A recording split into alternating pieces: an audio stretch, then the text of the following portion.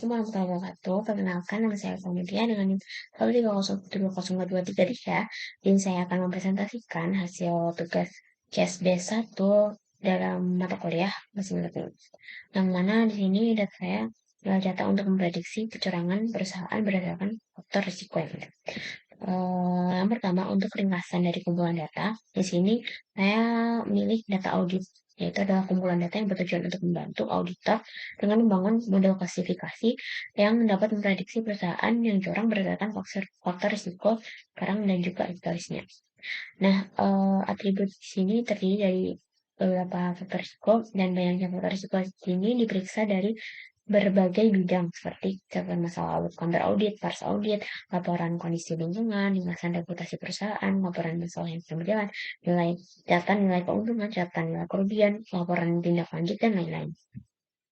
Kemudian di sini saya juga melakukan pengecekan kualitas data, yang mana di sini menggunakan missing value.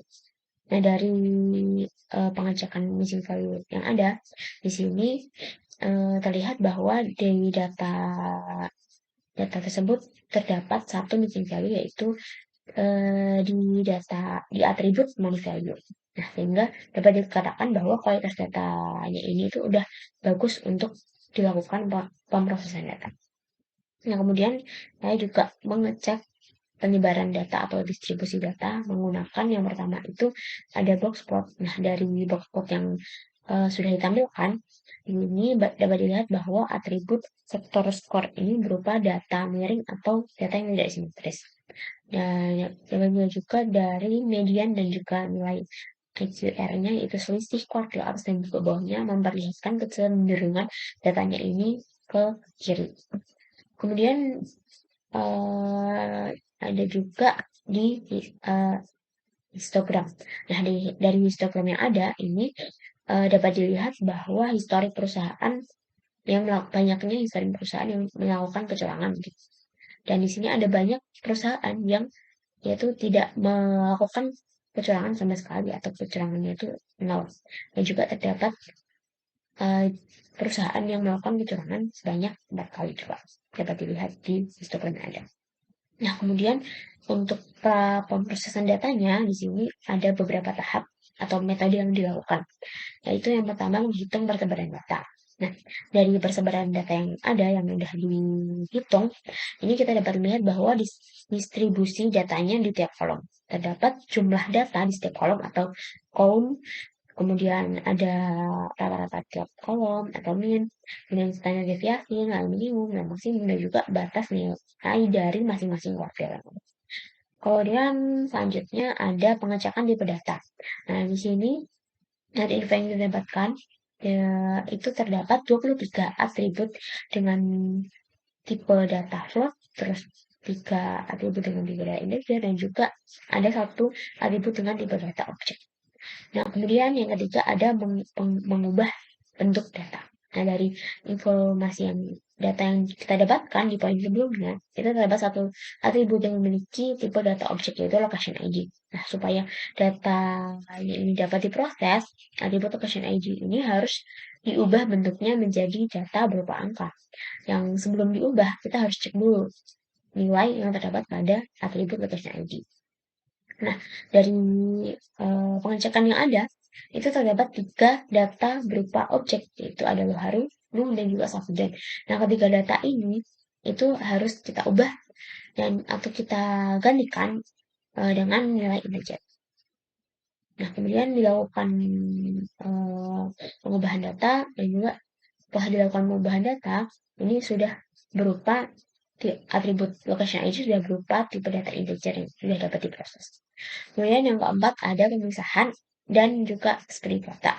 Nah, sebelum dilakukan modeling dan juga testing, kita perlu melakukan pemisahan data untuk membagi data menjadi data modal dan juga data uji. Nah, di sini ada data X, yaitu data modal atau training, kemudian data Y, yaitu data uji atau testing.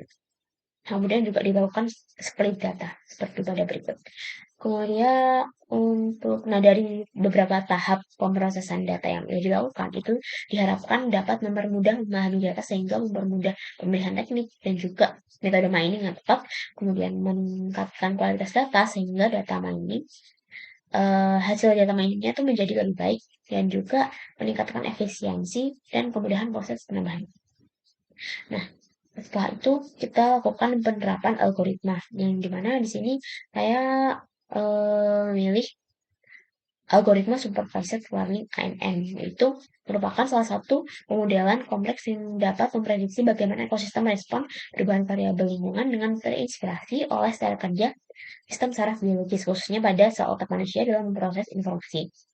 Dan juga untuk dalam pendekatan supervised learning ini dilakukan pelatihan dan juga pengujian. Nah, untuk processing data di sini yang pertama itu ada mendefine dan juga mengkompil model.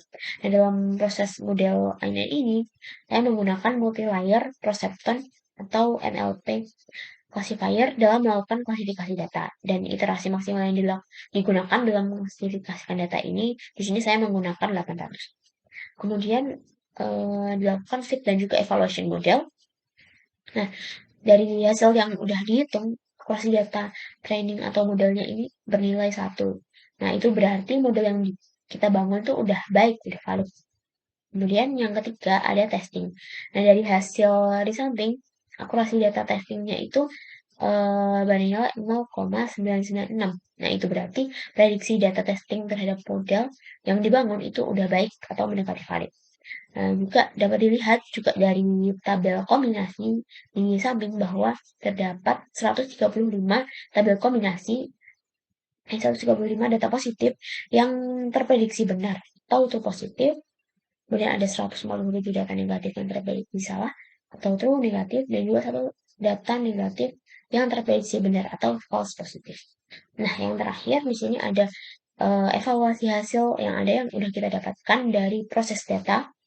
Dan dari tabel di atas ini kita dapatkan beberapa nilai. Yang pertama ada precision untuk menggambarkan tingkat keakuratan antara data yang diminta dan juga hasil prediksi yang diberikan oleh model. Kemudian ada recall, yaitu untuk menggambarkan keberhasilan model yang menentukan kembali sebuah informasi.